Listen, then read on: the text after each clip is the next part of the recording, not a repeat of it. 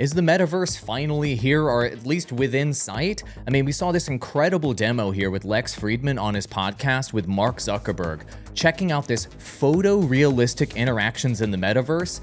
It was impressive because it was the first time ever we've seen something that doesn't look like a freaking cartoon coming out of Meta.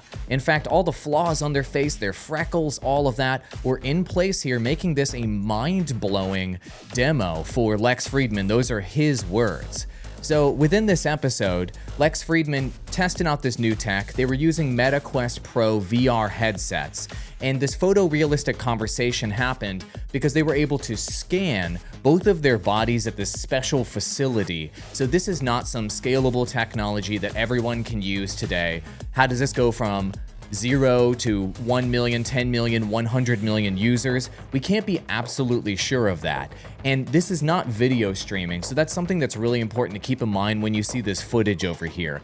This is using a special AI codec that was created over at Meta that allows for these lifelike interactions without eating up tons of internet bandwidth. So it's like scanning what your face is doing in real time there, as you can see on the headset. It's using the scan of you and the data of you, and then generating this version of you in the metaverse for the other user to actually interact with. So what could this be used for? What would people actually want it for? Well, given that it's not some disgusting looking and terrible looking cartoon, which has been laughable out of Meta in the past, this is now something that I would use to talk to my mom, who's a long drive away, or that you might want to use to have a business meeting with somebody across the world, or a concert, gaming applications, events, those sorts of things. Photorealism, if it doesn't take up tons of bandwidth, like 4K level bandwidth, could be a real application in the future, but are we going to be able to pick up this tech in Walmart tomorrow or even next year?